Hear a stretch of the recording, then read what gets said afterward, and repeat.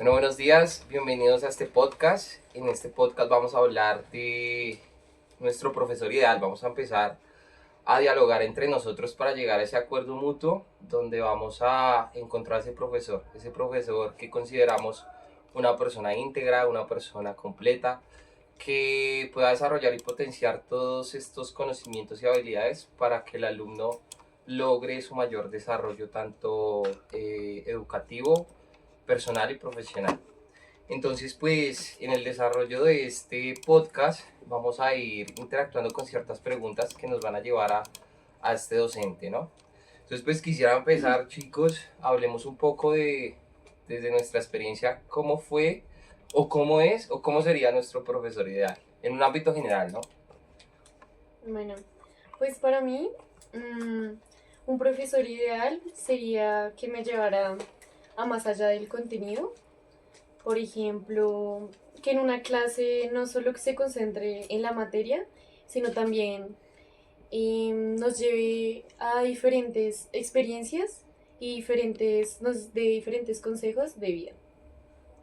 Sí, me parece chévere.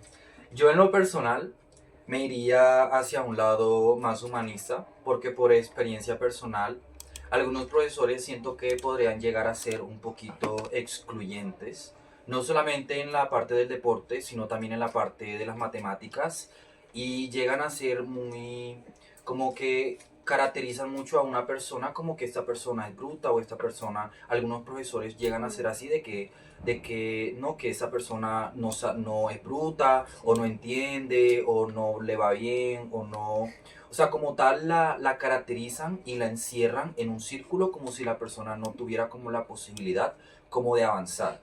Por eso para mí me gustaría que fuera un profesor un poquito más humanista, que fuera más, que en esa zona se preocupara como más porque en la medida Más escolar, empático. exacto, Más la empático, medida sí, escolar bueno. llega a forjar como el... Ser partícipe de la enseñanza, de este proceso de enseñanza y aprendizaje.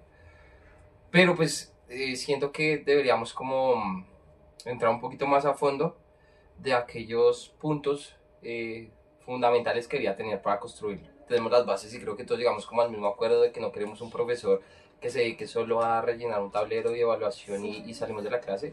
Entonces hablemos un poquito como de los principios. ¿Qué principios creen ustedes que el docente debería tener para llegar a ese punto donde queremos que el estudiante se sienta muy acorde con él, ¿no? Empiezo yo, digamos, yo considero que el principio, para mí, desde mi experiencia también, bueno, no hablé un poco de eso, pero digamos de niño y en el colegio, ahorita en la universidad, he tenido profesores que se han enfocado mucho en la participación, en la experiencia que tiene el alumno desde casa, de lo que trae de casa, de lo que trae su experiencia de vida, de lo que trae desde sus conocimientos básicos, desde su niñez. Y para mí, pues el principio de la autonomía es como el más fundamental, donde el docente dé esa libertad a que el estudiante autónomamente desarrolle sus habilidades, obviamente con eh, con una orientación clara, ¿no? Pero siempre buscando que el estudiante desarrolle esa autonomía, esa potestad de decidir, esa potestad de ser crítico, de pensar, no sé, de interactuar, de descubrir, con una orientación que el docente entraría muy ahí. No sé ustedes qué piensan. A mí también me parece lo mismo que habla Sergio. Creo que también desde, como desde mi experiencia, también creo que los profesores siempre han sido como de mucha motivación, de pronto de lo que decía Sergio, de pronto desde lo que uno trae desde casa, como irnos soltando poco a poco. Eh, bueno, por otro lado, otro principio que me parece, o sea, me gusta mucho es la retroalimentación. Ok. Digamos, desde el deporte, lo hablo, eh, siempre siento que de pronto el tener esa retroalimentación de los docentes, de los entrenadores en este caso, creo que me parece muy bueno. Ya puede ser como una crítica constructiva o sí, creo que a pesar de que lo corrijan a uno de los errores, creo que eso sirve mucho. Pero también siento que es dependiendo cómo te digan a ti las cosas, cómo te lo retroalimenten. porque de pronto a veces se malentienden mucho las cosas, de pronto en la manera en la que tú le digas al estudiante, no, mira, lo estás haciendo mal, debes hacerlo de esta manera, de pronto decirlo, no, lo está haciendo mal o usted no sirve para esto o algo así. Creo que es una retroalimentación, pero que sea constructiva. Ok, vale. Vale, pues tomando también como el punto de Milena, siento que ahí es muy importante que los profesores trabajemos mucho nuestra expresión corporal. Pues no tanto un principio, pero sí es muy importante.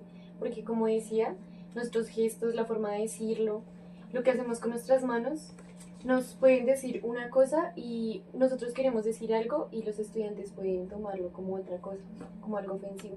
Claro.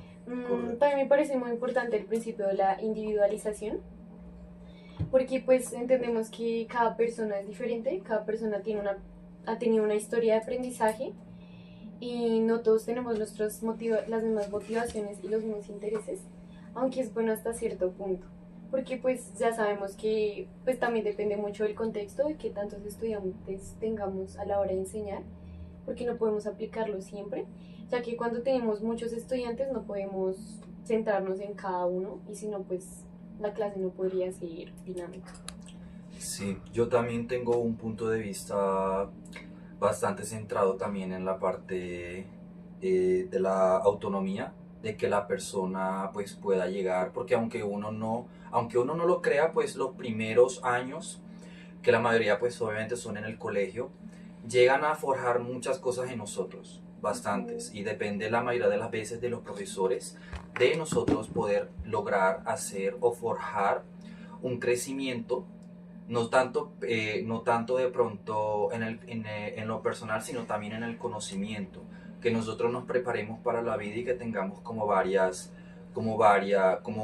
principios básicos. Me gustaría también decir que el profesor debería no solamente tener como pues poner como el principio como de autonomía en cada uno, sino también él mismo llegar a lucrar y ver, enseñar principios como los valores, de pronto impulsar la responsabilidad, impulsar el trabajo en equipo, la empatía, que ellos enseñen también cómo una persona puede trabajar correctamente en equipo, cómo puede llegar a hablarle a su compañero o a tratar a los demás.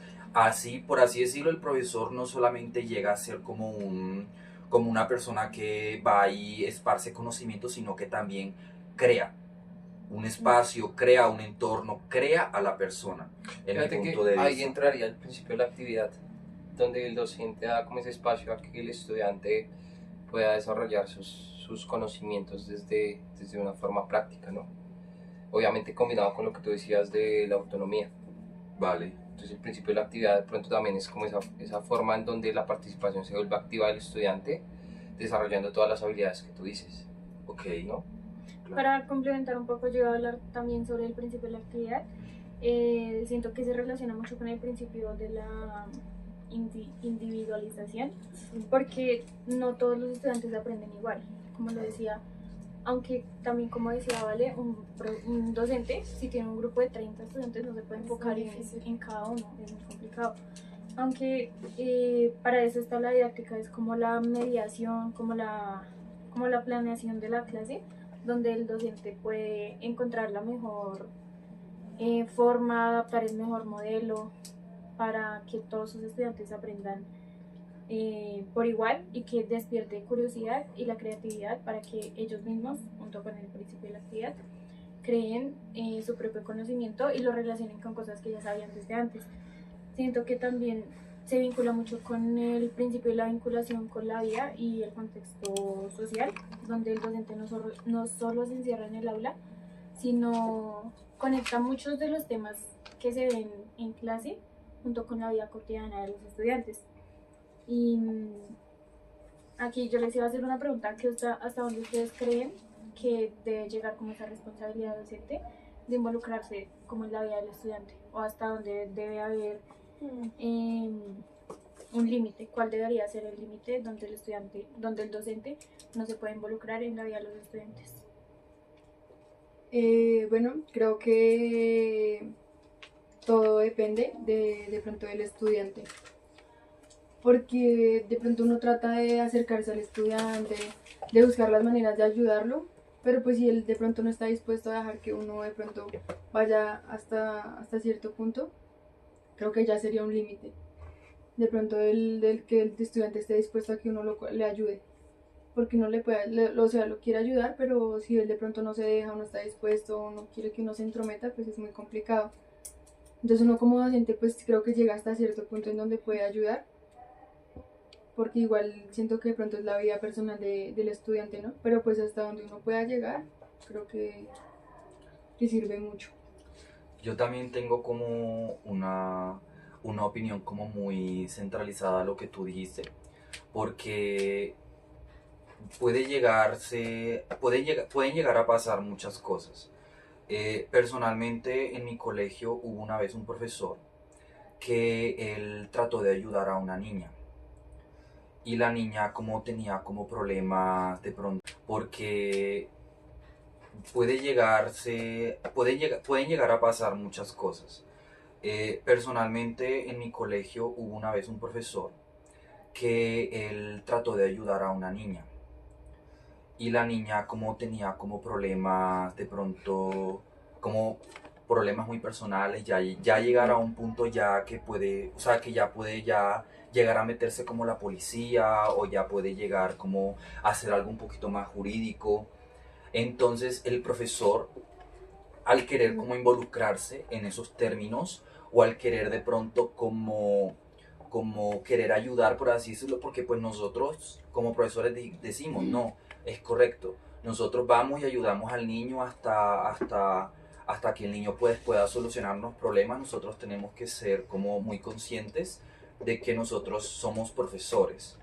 En algún punto podemos llegar a ser psicólogos, pero no somos psicólogos. Podemos llegar a ser, no sé, podemos llegar a hacer muchas cosas, pero no somos esas cosas y tenemos que centralizarnos un poco más a ser profesor. ¿Qué pasó con ese profesor? La niña resultó con un problema y acusó al profesor de haberla de pronto como, sí, no abusar, sino como que hubo un toque indebido. Y solamente el profesor como que de pronto quiso como ayudarla, como de pronto Se explicarle. malinterpretaron los actos que hacía el docente con la estudiante. Exacto. Ok. Es que digamos, como tú lo decías, nosotros no somos psicólogos ni tenemos como otro tipo de pronto o sea, lo podemos tener, pero pues un docente como tal no.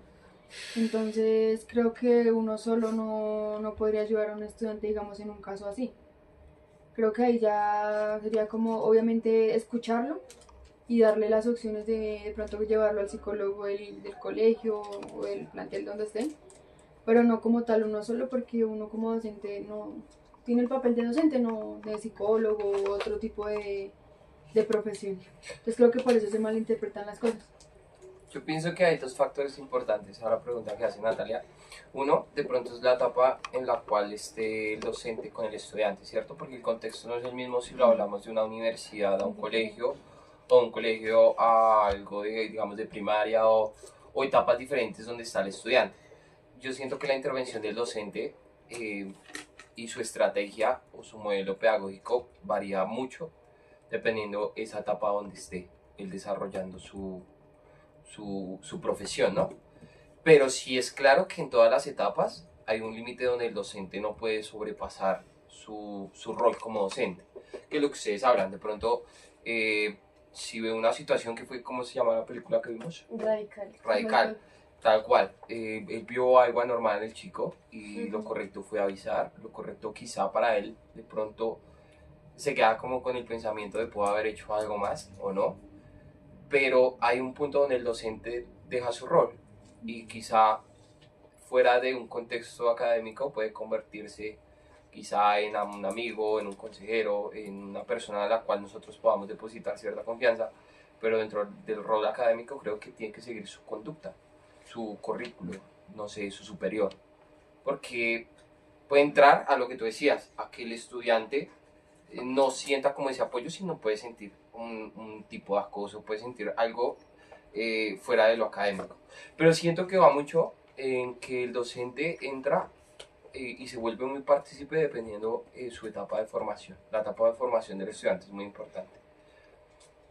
O de pronto la relación que tenga ya directamente con el docente. Digamos, le hablo en experiencia, porque cuando estaba estudiando, pues tuve un problema familiar muy fuerte. Entonces yo tenía, o sea, la relación que tenía con una profesora era muy cercana. Entonces como que yo tenía esa confianza de pronto de más que verla como un docente, como una persona de autoridad, yo la veía como una amiga, ¿sí? En el que uno puede como depositar, tener esa confianza de hablar, de pronto que esa persona le colabore a uno, ¿sí? Pero digamos hay estudiantes o alumnos que no, de pronto no tienen esa confianza con el docente y lo ven es como una persona de autoridad nomás. Claro. En el donde yo de que, digamos, no sé, yo tengo un problema, yo voy y le cuento a ese docente y voy a pensar que me va a regañar o que va a ir a contar y que se va a armar un problema peor. Claro. Entonces de pronto eso es lo que no deja que los estudiantes se dejen ayudar por los docentes. Bueno, pues con todo lo que ustedes dicen, veo que es muy importante tener un modelo, utilizar un modelo comunicativo en el aula, pues porque es muy importante la interacción entre profesores y estudiantes. Además, pues también retomando lo que decían sobre hasta qué punto uno tiene que ser, uno se puede involucrar en la vida del estudiante. También hablamos mucho del modelo humanista.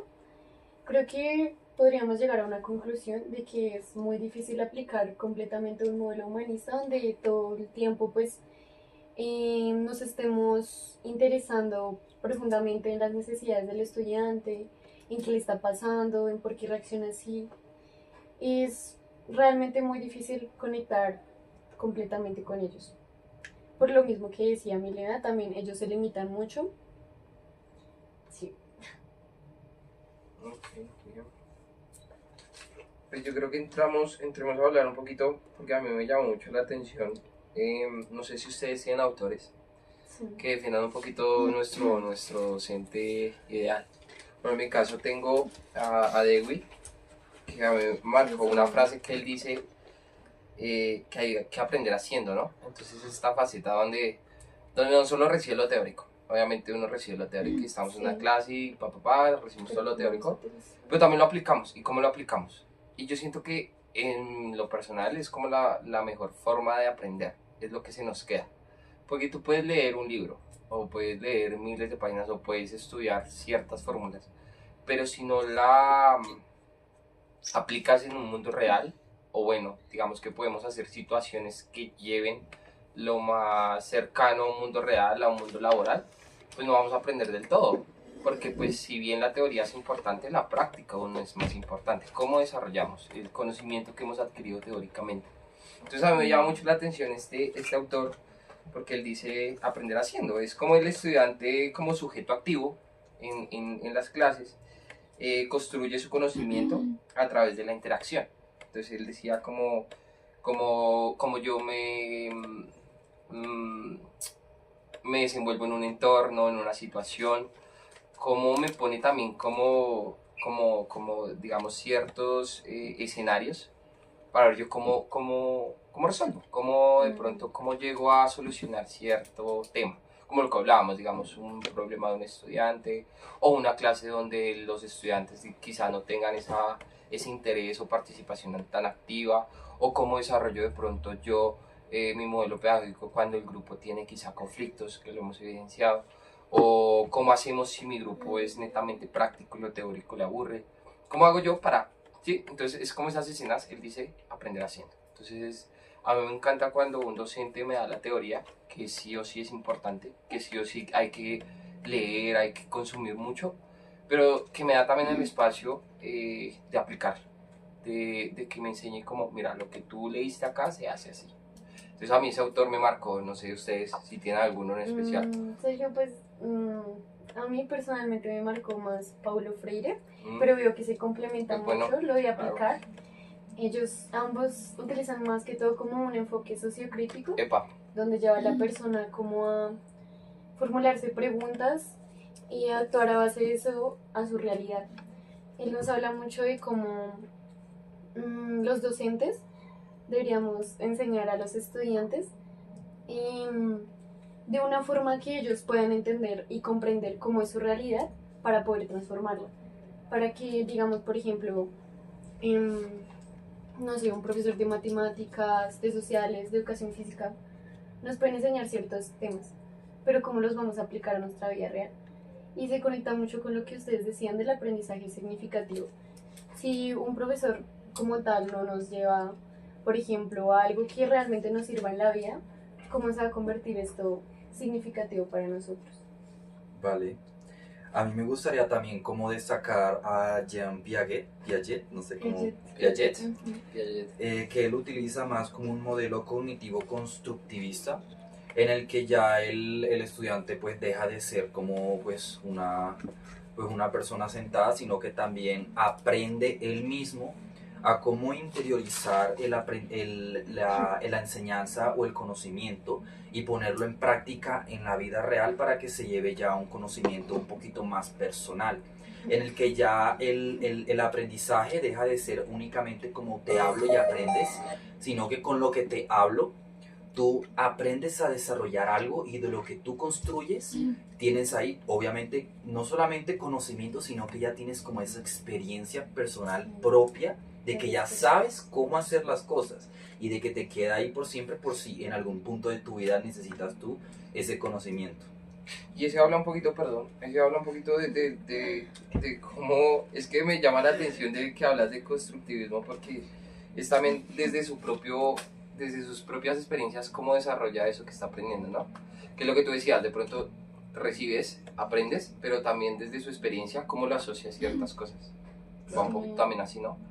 Claro. Y habla también, digamos, lo que tú decías de Pablo, que habla también como de esa libertad. Conectar con la realidad. Exacto, exacto. ¿Tú qué tienes? Pues yo tengo a Lev Vygotsky, donde para él el aprendizaje no es individual, sino es profundamente social. Él habla desde su concepto de la zona de desarrollo próximo, nos recuerda que el estudiante tiene un nivel de desarrollo real, donde complementa lo que está aprendiendo, lo que está descubriendo por sí mismo, gracias a las bases que le brinda el docente, y lo conecta con experiencias previas y cosas que ya sabe desde antes, cosas que puede hacer él por sí mismo con un nivel potencial que realmente convierte su aprendizaje en algo significativo. Esto también significa que el docente ideal no es solo un transmisor de conocimiento, sino que realmente inspira y motiva a los estudiantes para aprender y que esto de verdad impacte en su vida cotidiana. Puede ser en el momento en el que lo están aprendiendo o para un futuro, o que quizás puedan relacionarlo con experiencias pasadas que quizás puedan volverles a pasar en un futuro, pero que ya saben cómo hacer las cosas diferentes. Digamos, me parece también la frase que dijo Sergio. Me parece que, bueno, a mí también me llama mucho la atención, porque yo soy una de las personas que, la verdad, a mí me aburre mucho la teoría. Demasiado. Y sé que, o sea, y sé Todos, que es que yo creo que llega un punto donde no, o sea, donde no, uno sí, se aburre. sí, Y claro. más, pues siento que más por la carrera de nosotros. Exacto, claro. Entonces creo que la teoría me aburre mucho. Y sé que es necesaria porque obviamente para uno poner en práctica algo tiene que saber o sea, qué va a poner en práctica. Entonces siento que me aburre mucho. Pero la práctica creo que lo es todo. Porque pues como tú lo haces, o sea, si tú obviamente lo practicas y lo practicas y lo practicas, creo que va a salir muy bien con el tiempo. Creo que algo que hablaste tú sobre lo de que no era solamente receptivo, era lo del aprendizaje significativo, como hablaban todos. Entonces creo que eso es como lo más importante. Y también Vygotsky destaca el papel de las herramientas culturales y del lenguaje, donde se adapta específicamente a los contextos de los estudiantes. Como les digo, esto va parte del constructivismo, donde los estudiantes construyen sus propios significados y los aplican a su vida. Y pues un docente ideal no debe, digamos, como manejar solo su materia o solo de lo que va a hablar, sino saber cómo va a impactar en la vida de sus estudiantes, cómo va a haber un cambio realmente significativo para ellos. Entonces, en este caso, el docente no actúa como, ¿cómo lo diría? Como, no trata de imponer, sino de guiar. Y es muy observativo y muy, digamos, como muy medible a sus estudiantes, pero no con el objetivo de, digamos, como en el contexto de nosotros, de que si una nota mala o que si pierde la materia, no, sino como con el objetivo de hacer que realmente el estudiante crezca como persona y aprenda realmente. Yo quisiera preguntarles algo. ¿Ustedes qué opinan de un modelo muy conductivista? ¿Qué opinan sobre ese modelo? ¿Creen que es necesario en cierto punto o depende del contexto? Yo pienso que es dependiendo el contexto. O bueno, también es que varía mucho. Porque si nos ponemos a ver, todos llegamos como al mismo modelo, que es el constructivista, ¿no? Constructivismo, sí. Entonces llegamos al mismo punto donde queremos que los docentes nos den esa libertad. Pero muchas veces también hay materias y hay contextos educativos donde el conductismo, ¿me dijiste? Es necesario. Entonces esta forma también donde, donde se tiene que manejar muy lineal, porque la misma materia o el enfoque de lo que se quiere llegar se maneja así. Pero siento que va mucho con este docente ideal la forma en que de pronto pueda manejar estas estrategias para no solo hacerlo así, ¿cierto? Que combine los modelos. Claro, y digamos que nosotros todos llegamos al mismo modelo, pero en sí el docente ideal considero yo que debería tener todos los modelos, porque él tiene que estar preparado para desarrollar su clase en muchos contextos, en muchas variables. No va a tener siempre esta posibilidad de ser o de irse por un modelo constructivista cuando tiene que aplicar más de uno en la misma clase, podríamos decirlo, o en diferentes sesiones. Entonces creo que va mucho con el contexto. Si de pronto es un docente que da una sola materia y la materia es enfocada en un tema principal y puede aplicar uno, dos o tres modelos por máximo, es esta estrategia que pueda hacer para que no se vaya a los extremos de los modelos. Pero si es un docente que quizá maneja, como lo vemos en los colegios, quizá un grupo completo de todas las clases en general, es un docente como, por decirlo así, genérico, no sé cómo se llama, sí debería tener en consideración todos los modelos, pero no establecer uno en específico, porque creo que como lo vemos en los colegios, quizá un grupo completo de todas las clases en general, es un docente como, por decirlo así, genérico, no sé cómo se llama, sí debería tener en consideración todos los modelos, pero no establecer uno en específico, porque creo que lo hemos notado, hay docentes que aplican ese modelo y muchas veces se vuelve como muy monótono, Sí, muy monótono. y aburrido. Aburrido. Entonces es como también llegar como a una zona donde se hace esto, se dice esto y se aplica esto y ya va, no es más. Entonces es como también el desarrollo de que el docente sí aplíquelo, porque a mí no me parece mal, pero cómo lo aplicas y cómo haces que no se vuelva netamente así. No sé qué piensan ustedes. Yo siento que también es saber complementar todos los modelos y que no todas las veces se puede usar un modelo o constructivista o conductista o sociocrítico. Yo siento que saber aplicar cada modelo para cada contexto y saberlos complementar también. No se usa un solo modelo en una sola clase, se pueden usar 2, 3 o incluso todos los modelos. Pero en el tradicional conductista, el docente debe dominar los contenidos y transmitirlos de manera lineal, con claridad, pero con el riesgo de que a veces se puede perder la conexión con la vida real y con la motivación del estudiante por realmente aprender. Pero aquí también entran los principios de la sistematización y la accesibilidad, los cuales son claves para organizar el conocimiento de lo que se va a transmitir, pero también siento que debe complementarse un poco con el modelo constructivista al saber cómo voy a motivar a mis estudiantes para que realmente aprendan y que entiendan la importancia, digamos, como del tema que esté hablando en esa clase.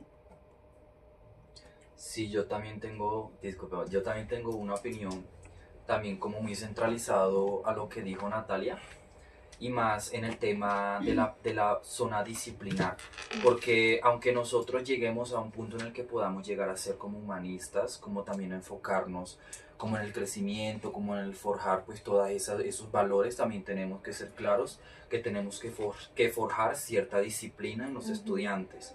Y y siento que cada uno de los modelos pedagógicos combinados puede llegar a una variable que junte todas esas características para llevar como al estudiante como a ese, como dijo Milena, como a ese aprendizaje como significativo, a ese aprendizaje que tiene como su valor, que lo impulse y lo guíe. Entonces, eh, para finalizar con mi opinión, también tiene que ver un poco como cómo es el profesor y qué métodos él va a utilizar en su clase. Porque nosotros como profesores, nosotros mediante la experiencia tenemos y mediante el grupo, tenemos que ver qué métodos y qué estrategias son las mejores para guiar como a ese grupo, obviamente juntando como todos esos modelos o viendo cuál es el modelo, porque puede que en un punto a un grupo le funcione ciertas estrategias, pero al otro grupo no le sirva. Entonces uno como saber cómo adecuarse, cómo adaptarse al entorno y pues saber cómo guiar a los estudiantes en cada modelo. Bueno, como decía Ángel, él hablaba sobre el como forjar como una disciplina en los estudiantes. Para mí creo que también es muy importante, más allá de pronto de que a veces de pronto los estudiantes se confunden un poco de que uno sea amigo de ellos, en ya de pronto no querer hacer nada o no participar en la clase, porque como ya uno tiene confianza con ellos, entonces ya no participan. Entonces creo que la disciplina creo que van tomadas de la mano, ¿no? Digamos, desde mi experiencia en el deporte, creo que la disciplina y, y todo lo que conlleva eso, creo que es muy importante. Creo que a veces el hecho de pronto de uno ser como empático con un estudiante no le quita de pronto de en algún momento tener que castigarlo, por decirlo así. A mí me parece muy importante también de pronto el tener como esas ciertas, ¿cómo decirlo? Mm, ¿Cómo decirlo? No sé cómo decirlo. Como estructura, como... Como si en algún momento tengo que castigarlo, te castigo. Pero no de pronto en un castigo fuerte, ¿sí? Sino en el castigo en donde él pueda darse como una reflexión del por qué el docente lo castigó o el por qué lo hace. Digamos, un ejemplo claro sería de pronto con la profe Blanca, que no sé, uno llega tarde y paga con burpees. Entonces creo que de pronto uno, al de pronto decir como voy a pagar con burpees, entonces no llego tarde. Entonces de pronto es como ese tipo de castigos que no son castigos fuertes, pero que lo hacen a uno reflexionar y decir, no lo hago porque Pero sabes, yo que siento que más que un castigo, porque es que la palabra castigo suena como algo raro, ¿no? Sí, A medieval. Yo siento que, digamos, nosotros tuvimos un docente en el primer semestre que él, sin necesidad de castigar. no, de tener como, digamos, sus métodos de calificación, él nos hacía llegar temprano, pero más para que entendiéramos la importancia de lo que es llegar temprano a una clase, como si fuéramos nosotros docentes. Entonces quizá inconscientemente él fue construyendo en nosotros un pensamiento crítico del respeto hacia la clase, ¿no? Entonces si tú llegas tarde, obviamente va a influir en tu nota, porque ese sería como el calificativo o lo que tú dices como castigo, por decirlo así. Pero si llegas temprano te das cuenta de que estás respetando a tu docente y estás respetando la clase y estás respetando unos acuerdos que tú tienes cuando entras a una universidad, y quizás lo mismo de parte del docente hacia el estudiante, porque ponte a pensar que nuestro docente debe llegar siempre tarde. Entonces, también es como si respeto hacia nosotros, si yo estoy llegando temprano porque estoy respetando tu clase y tú no estás llegando a tiempo, pues también es como esa forma de generar conciencia, más que digamos que pensarlo como un castigo, pienso yo. Entonces es como esa forma también de que los docentes usan estas estrategias para que nosotros seamos conscientes de la responsabilidad que tenemos, tanto como estudiantes. Entonces considero que ese docente ideal sí tiene que tener estas estrategias, pero más que llevarlo a que el estudiante lo vea como un castigo, es como esta forma en que yo me desarrollo personalmente para en el futuro poderlo ejecutar. ¿Sí? Entonces también es como forjar ese ejemplo a seguir del docente, pienso yo. No sé ustedes. Sí. Sí, pues la verdad también estoy de acuerdo con Sergio. Y también retomando mucho lo de la retroalimentación, digamos que en todas las clases ese docente también digamos que nos recalcaba mucho que pues lo de la llegada temprano y todo eso era muy importante, pero especialmente era para nosotros, era para nuestro aprendizaje. Claro. Entonces pues siento que eso es muy importante. Yo también les quería contar una experiencia. Pues ya que estamos hablando de que debíamos saber combinar como los modelos, debíamos saber combinar los modelos. Digamos que yo... No pasa nada. Otra vez. No, vale, sí, no, vale, estamos en un podcast. Tenía... Esto puede pasar. Sí. Profe, esto puede pasar.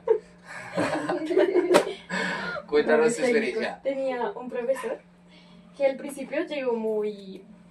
como utilizando un principio muy activista. Okay. Que le contáramos como qué temas queríamos ver en la clase y todo esto. Nos empezó a involucrar con un modelo muy comunicativo, ¿sí? Pero a lo largo, como ya en la segunda clase, él llegó con un modelo muy tradicional, a imponernos los temas que él quería. O sea, después de que él nos había dicho como, ok chicos, ¿qué quieren ver? Tal, y me involucraron así súper chévere. Él ya, modelo tradicional, él nos decía como, ok, van a hacer esto y esto, y vamos a aprender todo este contenido, sin siquiera preguntarnos nada. Y pues fue como que anuló esa primera clase. No sé si él se dio cuenta como que no podía con este modelo o no le gustó ese modelo. Y pues cambió totalmente su metodología de una clase a otra. Entonces pues esto realmente nos bajó mucho la motivación en la clase. Y empezando porque la materia era religión. Entonces pues realmente como que ya todos le cogieron mucho como fastidio a ese profesor. Bueno, fíjate que ya que tú hablas de eso, y yo soy el más viejo, a mí me ha tocado dos etapas diferentes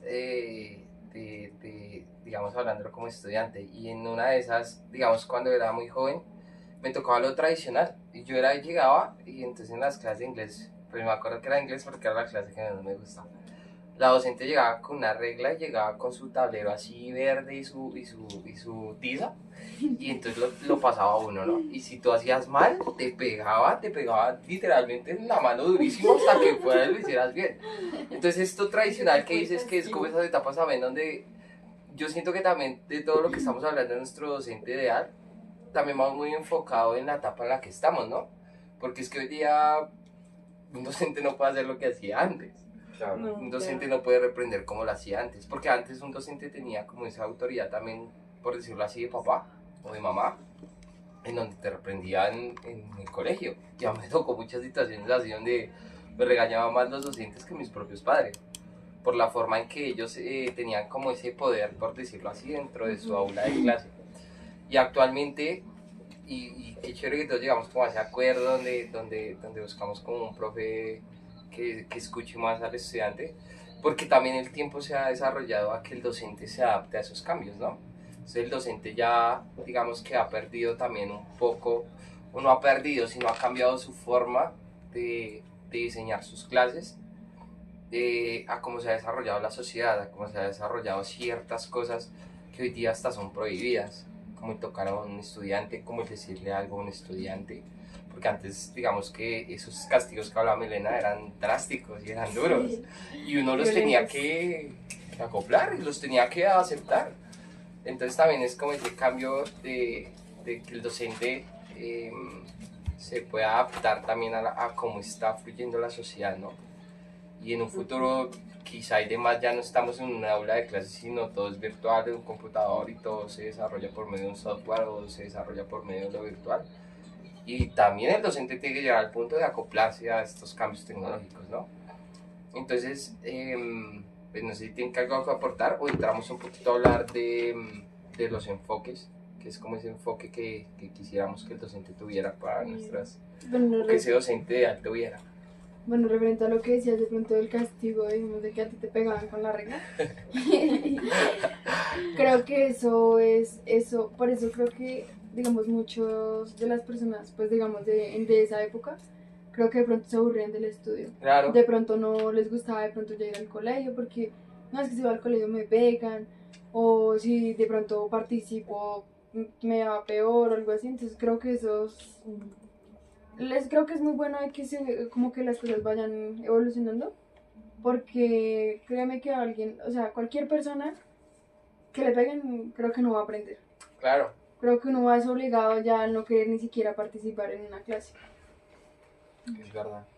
Y siento que, como que concluyendo un poco en esta primera parte, el docente ideal es como ese sí, pues docente que está como en constante cambio y constante evolución y aprendiendo cosas nuevas cada día, desde escuchando a sus estudiantes, desde averiguando sobre nuevos contextos sociales o bueno, no nuevos, sino diferentes contextos sociales donde él quizás podría, digamos, si ve una noticia de una situación de un pueblo de conflicto armado, que podría quizás crear como una estrategia, como si él fuera un docente allá y saberlo cómo aplicar. Es como eso que les digo, estar en constante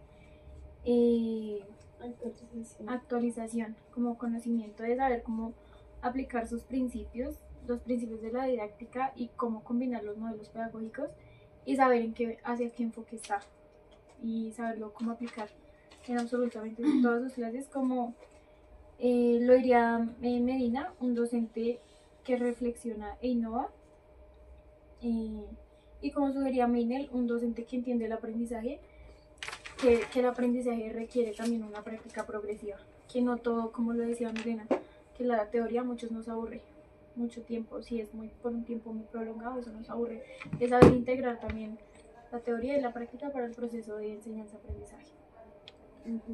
Famoso dicho del arte de enseñar, que decía la profe. Bueno, y también con lo de la evolución, pues podemos ver que el modelo tecnológico antes no estaba, porque pues realmente la tecnología no se veía como tal una herramienta asequible para la didáctica. Bueno, ¿y qué modelo qué enfoque entonces consideran que ese profesor ideal debería tener? Para mí dos, el práctico y el emergente. Explica. Pues siento que de todo lo que he hablado, el enfoque práctico es como, aunque también va muy atado a lo que nos gusta, ¿no? Porque y a la carrera que estamos estudiando, ¿no?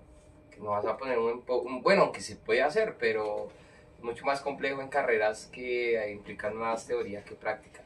Pero en nuestro caso, para mí, mi docente ideal sería aquel que desarrolle ese enfoque práctico en implementar lo técnico, lo teórico, pero ajustándolo a clases que realmente lo que les decía ahorita, nos lleven a desarrollar, a enfrentarnos al mundo. Siempre he hablado como eso, como que nos ponga más cerquita de lo que realmente vamos a hacer. Y el emergente pues también digamos que habla un poco como de esa creatividad que quizá el docente le puede dar al estudiante. No sé si alguno tiene el emergente. El emergente era más que todo como la interculturalidad, ¿tenerlo en cuenta? Sí. Como que cada persona tiene unas características diferentes. Pero pues ahí se une mucho con todo lo que hemos hablado, el principio de la individualización, de que hay que tener en cuenta el contexto del estudiante. Fíjate que aquí tenía como el aprende a aprender. Es una frase muy bacana, ¿no? Entonces, es como el docente aprende a aprender y que promueve la creatividad entonces en el estudiante, ¿no? Digamos lo que decías del enfoque práctico, creo que claro ejemplo sería el profe Alejo, o bueno, para mí, creo que el profe es muy... Creo que las clases de él son más que todo como a lo que de pronto no, cuando de pronto no salgamos como licenciados, ya terminemos la carrera, de pronto a lo que vamos a enfrentarnos a la vida, o no necesariamente cuando la acabemos, sino ya ahorita que tenemos y hacer las prácticas y todo. Que aquí tenía como el aprende a aprender. Es una frase muy bacana, ¿no? Entonces, es como el docente aprende a aprender y que promueve la creatividad entonces en el estudiante, ¿no? Digamos lo que decías del enfoque práctico, creo que claro ejemplo sería el profe Alejo, o bueno, para mí, creo que el profe es muy... Creo que las clases de él son más que todo como a lo que de pronto no, cuando de pronto nos salgamos como licenciados, ya terminemos la carrera, de pronto a lo que vamos a enfrentarnos a la vida, o no necesariamente cuando la acabemos, sino ya ahorita que tenemos que hacer las prácticas y todo, creo que él nos impulsa de pronto al como el manejo de grupo, porque creo que, digamos lo que decías, de pronto de cuando uno llegó, de pronto uno no tiene el manejo del grupo correcto, entonces creo que hace todo ese, como esa práctica, el cómo manejar un grupo, de, sí, como en lo que uno se puede enfrentar a la vida real. Pero con él pasó algo curioso y no sé si les pasó y él aplicó todos los enfoques porque él entró con lo técnico, ¿no? Entonces era como seguir las órdenes que él decía y él nos enseñó lo técnico y lo llevó tan bien a lo práctico que no nos dimos cuenta. Y de un momento a otro los roles se cambiaron. Ya nosotros Entonces llega un punto donde uno dice, pero porque él estaba dándome la clase y ahora soy yo el que la está dando, ¿no? Sí. Y fue algo muy bacano porque él logró como atar esos dos enfoques sin que nosotros nos diéramos cuenta. Y con el sociocrítico también. Exacto. A llevarnos a resolver. Es que fue muy problemas y genérico. ¿Cómo vamos a hacer esto? Y digamos, él no, lo que decíamos de pronto, él no, de que él no nos juzgaba, sino creo que, obviamente la primera clase que, digamos, dictamos, creo que Valentina y yo, creo que esa clase fue súper... Entonces él nos decía como, bueno, les faltó esto, como que la retroalimentación era lo que yo les hablaba, que a mí me parece muy chévere eso y me gusta. Y ya en la última clase que dimos nos felicitó y nos dijo que habíamos mejorado mucho, entonces creo que esa retroalimentación con una crítica constructiva creo que lo motiva a uno mucho. Y asertiva, ¿no?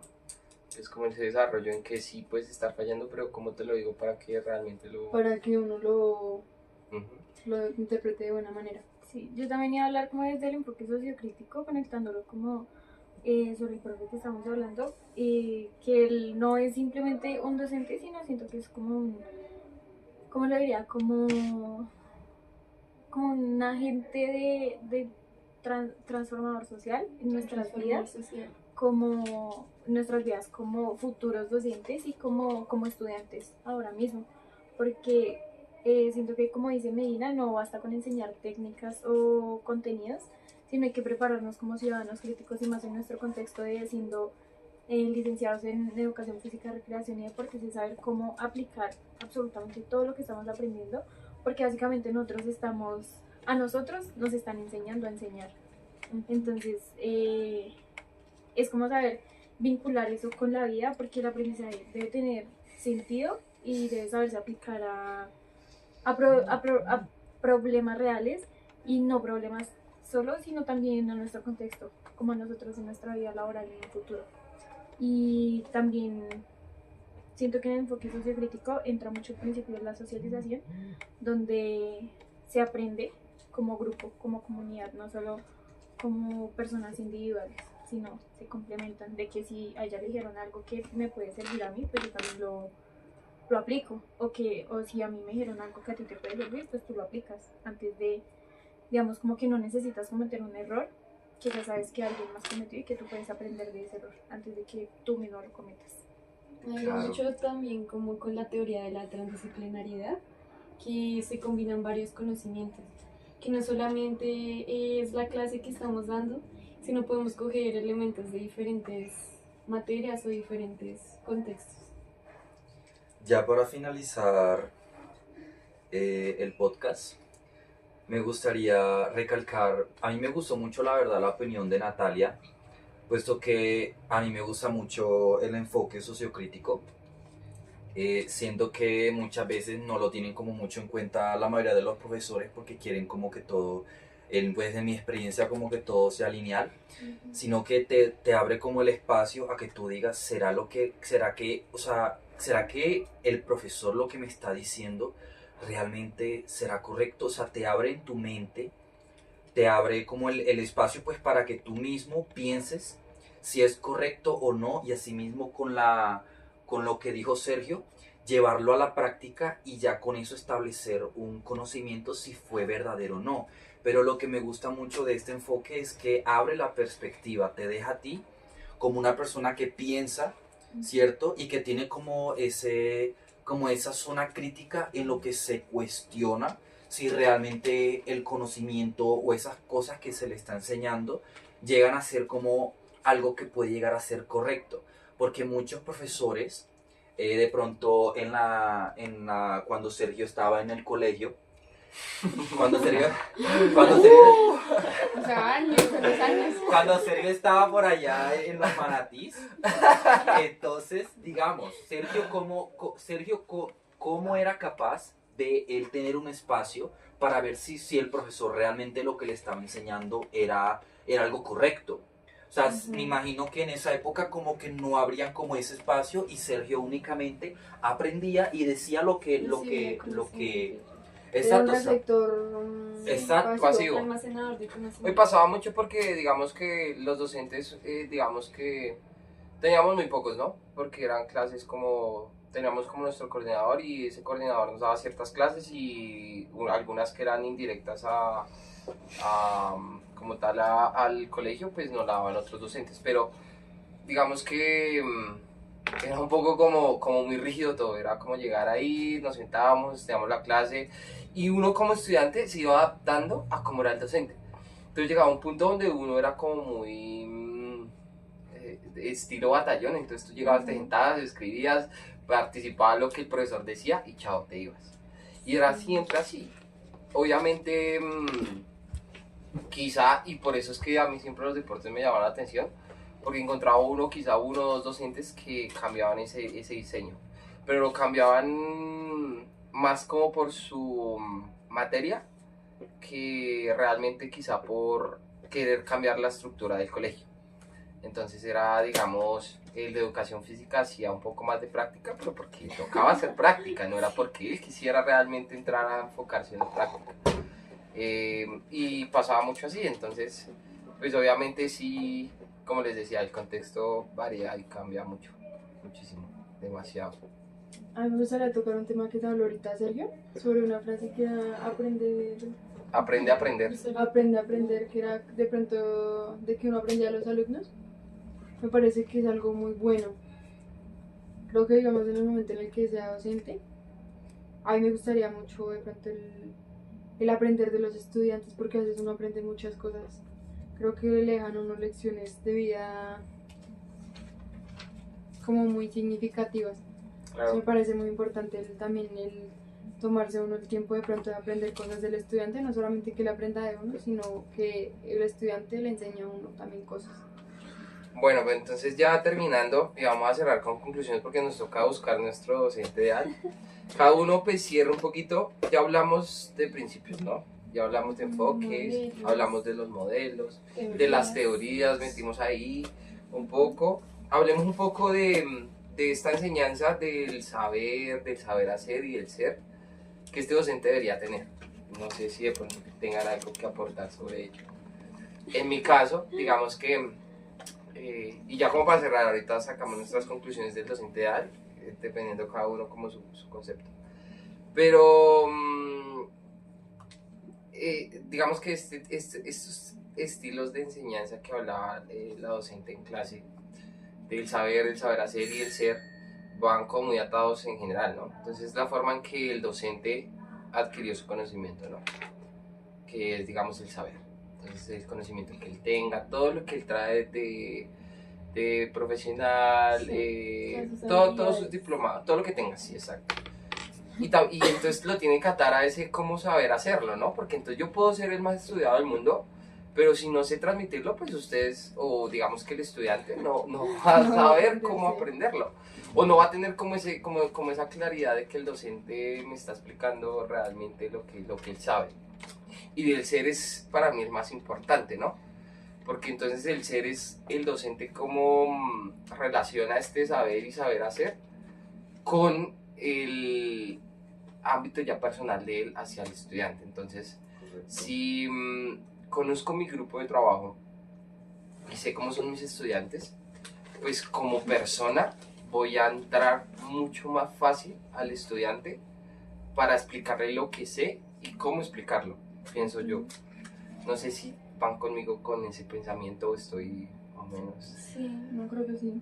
sí, yo siento que es saber un montón y estar en constante, como yo le decía, Actualización. como en actualización, pero también saber aplicarlo, saber cómo enseñarlo, saber cómo transmitir todo ese conocimiento que tú estás en constante actualización, saber cómo transmitirlo y por último el ser, no dejarlo, digamos, como por aparte, sino tú debes saber cómo hacerlo, pero tampoco debes dejar tu esencia como persona, tus valores, Que también, tus... sí, también va mucho con esa pasión del docente, esa pasión por querer impactar en sus estudiantes y cómo dejar esa huella en el mundo. También puedo decir, ya como concluyendo, que ese docente ideal debe ser una persona que quiere que sus estudiantes piensen por sí mismos, que los estudiantes puedan llegar a transformar, impactar también en otros contextos. Ese docente que le apasiona enseñar y también es creativo e innovador. Y dentro de esto, ¿se acuerdan que en esas diapositivas hablaban mucho de muchas estrategias dependiendo del concepto? Entonces la profesora como que también nos hacía énfasis en que entramos nuevamente a los principios de individualización, socialización, autonomía, actividad, y todo va, digamos, que de la mano con todo. Entonces, pues no sé, siento yo que la enseñanza va muy atada también como a esos principios que tú tienes, o sea, va como todo de la mano. Entonces va atado al enfoque que quieres llegar, a los métodos pedagógicos que quieres acoplar, a las teorías en las cuales te quieres basar para tu clase, y llegas a incorporar como esa enseñanza integral que le llegue al estudiante. Pues yo creo que ya podríamos concluir Sí, ya. nuestro docente ideal. Alright. Para lo leí. 55. Dale. Bueno, ya para concluir, como grupo sacamos ciertas características que debe tener el docente. Una de ellas es que más allá de verlo como una autoridad, es verlo como un guía. Otra característica que, para concluir, que puede llegar a tener ese docente es que pues él tenga como tal esos principios, que pueda influir de manera correcta, que él sepa cómo llevar su metodología con el estudiante, y no solamente la parte del profesionalismo, sino como todos esos valores. Otra característica que estuvimos mencionando a lo largo de todo el episodio, o pues toda la grabación, fue que el docente debe estar en constante como actualización, que el docente nunca deja de aprender y que ese conocimiento se adapta a los diferentes contextos y diferentes enfoques que el docente quiera aplicar como en sus clases. Bueno, también pudimos concluir que el docente se debería enfocar en un enfoque, bueno, debería tener un enfoque más sociocrítico, y también debe ser una persona muy reflexiva frente a la retroalimentación que le va a dar a sus estudiantes, y también un docente apasionado e inspirador. Y ya por último, consideramos que este docente tiene que saber integrar todos estos modelos pedagógicos que nombramos durante el podcast, teniendo como referencia y llamándonos más la atención el constructivista, sin dejar a un lado a los demás. Y igualmente los principios. Tenemos el principio práctico, el de autonomía y el de participación. Y lo mismo los enfoques, lo que decía mi compañera Valentina, el sociocrítico, también sin dejar a un lado el práctico y el emergente. Consideramos que son bastante importantes. Pues con estas características concluimos nuestro docente ideal. Espero les haya gustado el podcast, lo hayan disfrutado y gracias. Hasta luego. ¡Lo logramos!